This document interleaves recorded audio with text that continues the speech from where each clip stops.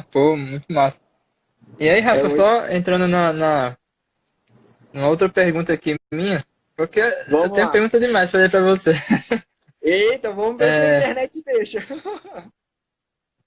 espere, Ave Maria, né? Quando o negócio tá ficando bom, aí cai. Vai lá. Mas eu andei vendo seu blog, muito bom o blog. Caraca, bom demais, assim, o conteúdo. E aí eu percebo que Obrigado. você escreve com muita propriedade sobre realmente o hacking na web, né? Sobre descobrir vulnerabilidades em aplicações web. Inclusive, É. já fiz alguns testes de pentest usando o Cross-Site Scripting, que é o XSS, Aham. Sim. e realmente é muito massa assim, esse tipo de vulnerabilidade. Eu queria saber se realmente é a sua especialidade descobrir vulnerabilidades em aplicações web, se ainda hoje existem sites vulneráveis ao XSS, como é que é seu pensamento? Cara, minha especialidade, eu não sei se é. Eu gosto muito. Na verdade, é porque o que acontece? Eu gosto muito de muitas áreas. Então, eu não Ah, acho que eu seja especialista em uma apenas, né? sim. Eu teve uma época que eu me interessei muito e estudei muito é, nessa parte de pentest web. E foi na época que eu entrei no Hall da Fama de Segurança do Google. Até hoje eu estudo, mas eu faço trabalhos eventuais, né? Por exemplo, eu pego muito freelancer de pentest web, mas é a área que eu gosto muito. Mas eu não sei se é a área que eu mais gosto, porque eu também gosto muito de engenharia reversa, eu gosto Sim. muito também de testar a segurança de desktop, servidores, né? Essa parte de sistema operacional também gosto muito. Mas eu gosto muito também da parte de web. Então eu também estudei muito sobre isso. E respondendo sua pergunta, sim, até hoje tem muitos sites que são vulneráveis a XSS. É uma falha que também paga dinheiro, né? Também conta em bug bounties, por exemplo, e tem muita gente que ganha. Por exemplo, o Gabriel Pato, ele é especialista em XSS. Ele foca em XSS, né? Então, qual é o meu foco? Eu acho que eu não tenho um foco. Eu foco muito em todas as coisas, né? Então, mas tem muitos sites que são vulneráveis a XSS. Deixa eu explicar para o pessoal o que é XSS, né? Talvez muitos não Sim. saibam. XSS é uma vulnerabilidade web chamada de cross-site scripting, né? E alguns podem perguntar, Rafael, mas por que então não ficou CSS? Né? Se é cross, C, Uhum. site S e scripting S. Porque na época não quiseram confundir com CSS, né? De folha de estilo. Sim. Então ficou o XSS, Cross-Site Scripting. E é uma vulnerabilidade que permite que o invasor insira códigos client-side numa página. Né? O que é isso? Para quem não é da área web, client-side são códigos que rodam no navegador do usuário. Né? Então, JavaScript, VBScript e etc. Né? Códigos que rodam no lado do cliente, né? no navegador da pessoa. Por que isso é perigoso?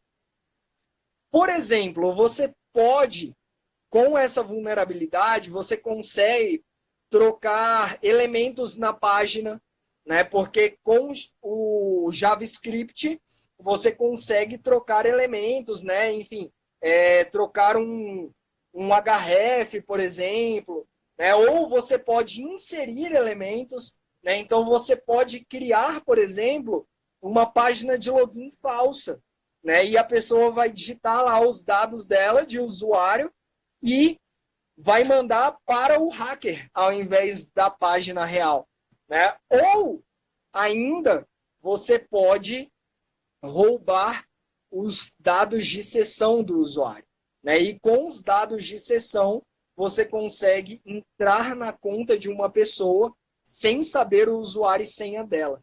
Quando eu fui consultor de bancos, eu trabalhei uma época com pentest na equipe de inteligência que fazia pentest para bancos, e eu encontrei uma falha dessa no Banco do Brasil.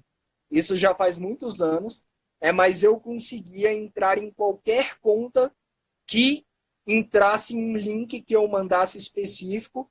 Eu conseguia entrar na conta da pessoa sem saber a agência, sem saber a conta, sem saber a senha dela, né? E eu tinha acesso à conta da pessoa. Então, o XSS é perigoso por isso, porque você pode fazer todas essas coisas e muito mais ainda, né? Eventualmente, você pode criar um keylogger, né? Usando o JavaScript, né? Usando um XSS. Inclusive, eu fiz um post sobre isso no meu blog, enfim. Então, as possibilidades com XSS são muito grandes, realmente. São enormes. Eu lembro que faz tempo que eu fiz essa prática. Isso, na verdade, eu comecei a pesquisar sobre isso na faculdade para fazer uma prática justamente na disciplina Bacana, de segurança. bacana. E eu lembro que quando eu fiz uma prática que eu enviava um link e a pessoa, quando clicava, o cliente, ou a vítima, clicava, e eu realmente tinha acesso ao browser. O browser ficava como se fosse um zumbi, né? Podia E, disparar, eu podia fazer até com que ela baixasse arquivos que eu queria, ou exibisse mensagens na tela, mensagens falsas de atualização, tudo mais. E eu isso. lembro que eu fiz essa prática, o professor ficou meio assim abismado, porque ele não tinha visto um ataque dessa propriedade assim na prática, né? Tipo, uma Ah, simulação. sim. Geralmente a galera vê mais assim a teoria, quando vai para a prática, assim, às vezes se surpreende um pouco. Mas Não, é, totalmente. na minha concepção, esse tipo de ataque, esse tipo de vulnerabilidade ainda era bem, tipo, coisa do passado, né? Mas me surpreende você falar que ainda Aham. hoje existem sites que Existem, tem essa. existem muitos sites. Existem muitos sites. Né? Inclusive, assim, nesse bug bounty que eu e o Igor participamos, tiveram algumas pessoas que encontraram XSS também. Né? Então, existe bastante ainda. Existe sim. Caraca. Inclusive, para a galera que se interessar aí, tem uma organização que trata apenas, assim, não apenas, na verdade, mas o foco dela é segurança web. O nome Ah, dessa organização se chamou OWASP, OWASP, e um dos projetos que a OWASP tem é o Top 10, né, ou o Top 10, que são as 10 vulnerabilidades web mais encontradas. E sim. XSS está sempre entre as 10 mais encontradas, porque realmente ela é Caraca. muito comum. Né? Ela é bastante comum. Inclusive, eu vou contar uma historinha aqui. Quando eu entrei para o Hall da Fama de Segurança do Google, o que eu tinha planejado? Como que aconteceu esse negócio?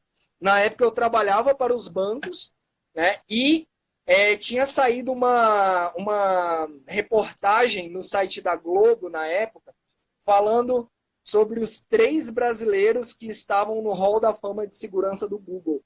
E aí tinha uma matéria lá, falando que eles ganhavam dinheiro e blá, blá, blá, com isso, e blá, blá, blá, blá, blá.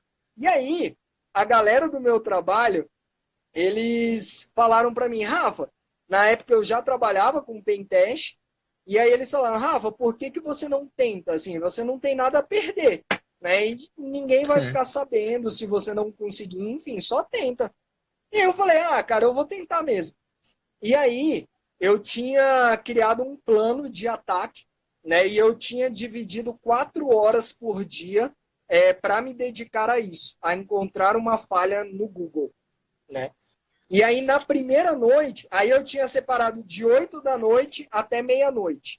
Né? Então, todo dia eu ia separar 4 horas ali, de 8 até meia-noite, para procurar falhas no Google e eu ia ficar nisso até encontrar uma. Na minha primeira noite, eu encontrei um XSS. Né? Eu encontrei um XSS, reportei para eles, só que eles falaram que no lugar que eu encontrei, eles não pensavam que aquilo era uma falha. E assim, Entendi. eu poderia ter argumentado e tal, mas eu deixei quieto e fui para a próxima e aí eu encontrei uma realmente grave, né? Que foi essa dos blogs. Então, XSS é bem comum, sim, bem comum. Caraca. É novidade isso pra mim, legal. E Rafa, como é que é o seu plano de ataque, assim? Não de ataque, mas, por exemplo, você falou, eu quero separar 4 horas para achar uma vulnerabilidade no Google. Aí como é Foi. que é a sua estratégia? Você, vou atacar os blogs, ou como é que você pensou, assim, Então, pra... tudo começa, assim, a primeira fase sempre é um reconhecimento, né? O Sim, reconhecimento que é chamado. Então, o que eu faço? Na verdade, nesse caso de bug bounty especificamente, eu analisei qual era o escopo do bug bounty do Google, né? Porque sim, programas de bug bounty, eles têm escopo. Você não pode sair testando qualquer coisa loucamente. Né? Então, tem entendi. várias coisas que não estão dentro do escopo e não devem ser testadas. Por exemplo, geralmente, servidores FTP, servidores SMTP, SSH, nenhum deles está dentro do escopo.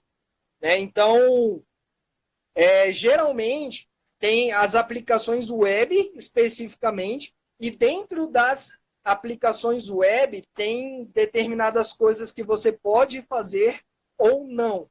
Né? Então, quando você vai... E isso vale para pentest também. Pentest também tem limitações.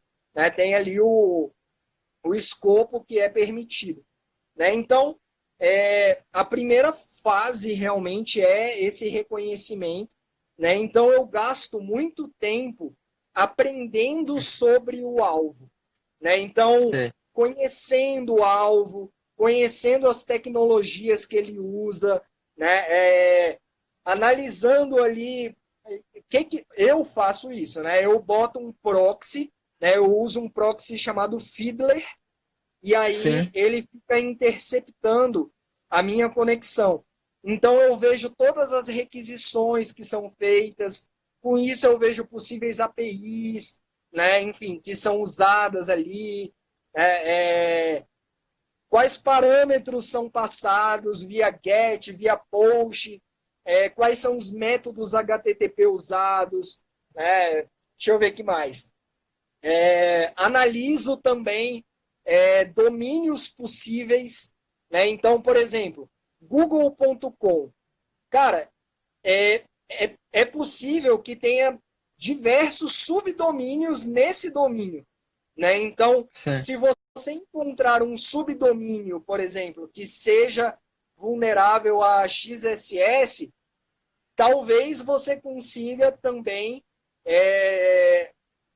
acesso à seção do domínio em si.